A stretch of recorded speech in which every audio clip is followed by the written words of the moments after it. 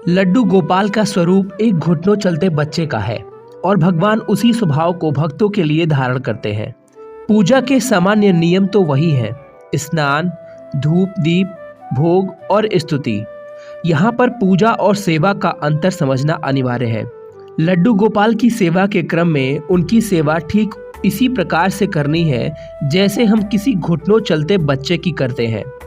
कोई भी खाने की सात्विक वस्तु घर में आए तो पहले उन्हें भोग लगाएं, तरह तरह से श्रृंगार करें, सर्दी गर्मी के हिसाब से वस्त्र बदलें, अधिक गर्म या ठंडा भोग न लगाएं। नित्य सेवा करने वाले अपने प्रभु को अकेला नहीं छोड़ते। बहुत से लोग तीर्थ करते समय अपने लड्डू गोपाल जी को साथ भी रखते हैं। सीधी सी बात है कि लड्डू गोपाल आपके घर के एक सदस्य की तरह ही है। जैसे आप अपने घर के किसी बच्चे का दुलार करते हैं, वैसे ही इनका भी कीजिए।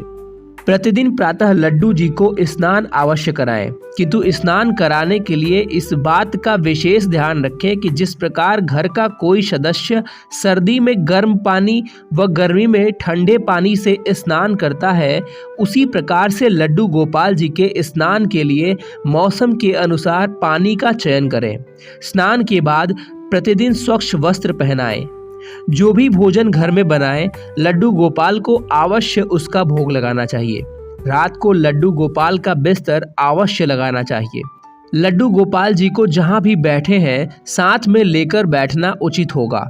उनके आगे कभी भी ताला नहीं लगाना चाहिए। लड्डू गोपाल जी को खिलौने बहुत प्रिय हैं। उनके लिए खिलौने अवश्य लेकर आएं और अगर संभव हो तो उनके साथ बैठकर भी खेलें। लड्डू गोपाल जी से कोई ना कोई नाता अवश्य कायम करें, चाहे वह भाई, पुत्र, मित्र, गुरु आदि कोई भी क्यों ना हो। जो भी नाता लड्डू गोपाल जी से बनाएं, उसको प्रेम और निष्ठा से जीवन भर निभाएं। समय समय पर लड्डू गोपाल जी को बाहर घुमाने भी अवश्य लेकर जाएं। अगर आप कहीं बाहर जा रहे हैं तो लड्डू गोपाल को भी साथ लेकर जा सकते हैं। अगर आप साथ नहीं ले जा रहे हैं तो घर की चाबियां लड्डू गोपाल के आगे रखकर जाएं। लड्डू गोपाल को माखन मिश्री अति प्रिय है, इसलिए माखन मिश्री का भोग अगर हो सके तो रोजाना अवश्य लगाएं। इस तरह से अगर आप लड्डू गोपाल का ध्यान रखते हैं तो लड्डू गोपाल आपके सभी मनोरथ पूर्ण करते हैं। लड्डू गोपाल जी को भोग लगाने की प्रक्रिया बहुत ही पवित्र और भक्तिपूर्ण होनी चाहिए। साथियों, लड्डू गोपाल जी को भोग लगाने का यह एक सुदृढ़ और सरल तरीका बताने जा रहा हूँ। ध्यान से सुनिए और यदि ऐसा नृत्य नहीं कर सकते तो कम से कम महीने में एक बार यह पूरी प्रक्रिया से भोग जरूर लगाएं। सबसे पहले अपने हाथ अच्छी तरह से धो लें और पूजा स्थल को साफ कर लें। लड्डू गोपाल जी को भी स्नान कराएं और उन्हें नए वस्त्र पहनाएं। लड्डू गोपाल जी के लिए एक साफ आसन बिछाएं। आप पीला या सफ़ेद वस्त्र इस्तेमाल कर सकते हैं।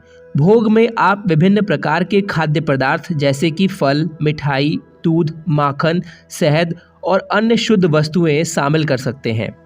आप घर पर बनी मिठाई जैसे लड्डू, पेड़ा या खीर भी भोग में शामिल कर सकते हैं।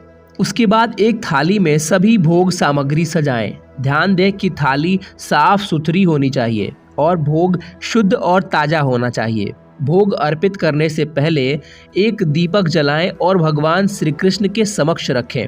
इसके साथ ही धूप बत्ती या अगरबत्ती भी जला सकते हैं। भोग अर्पित करने से पहले एक मंत्र का जाप करें: ओम नमो भगवते वासुदेवाय नमः। थाली को लड्डू गोपाल जी के समक्ष रखें और भक्ति भाव से भोग अर्पित करें। इस दौरान भगवान श्री कृष्ण की आरती या भजन गा सकते हैं। भोजन अर्पित करने के बाद कुछ समय ध्यान और प्रार्थना में बिताएं। भगवान श्री कृष्ण से आशीर्वाद मांगें और अपने मन की शांति की प्रार्थना करें। कुछ समय बाद भोग थाली को हटाएं और उसे प्रसाद के रूप में बांट दें। सभी भक्तों को प्रसाद वितरित करने के पश्चात स्वयं भी ग्रहण कर लें। प्रथम तो यह बात मन में बिठाना बहुत आवश्यक है कि जिस भी घर में लड्डू गोपाल जी का प्रवेश हो जाता है वह घर लड्डू गोपाल जी का हो जाता है। विशेष बात यह है कि लड्डू गोपाल जी अब आपके परिवार के सदस्य हैं। सत्य तो यह भी है कि अब आपका परिवार लड्डू गोपाल जी का परिवार है। अतः लड्डू गोपाल जी को परिवार के एक सम्मानित सदस्य का स्थान अवश्य प्रदान करें। धन्यवाद।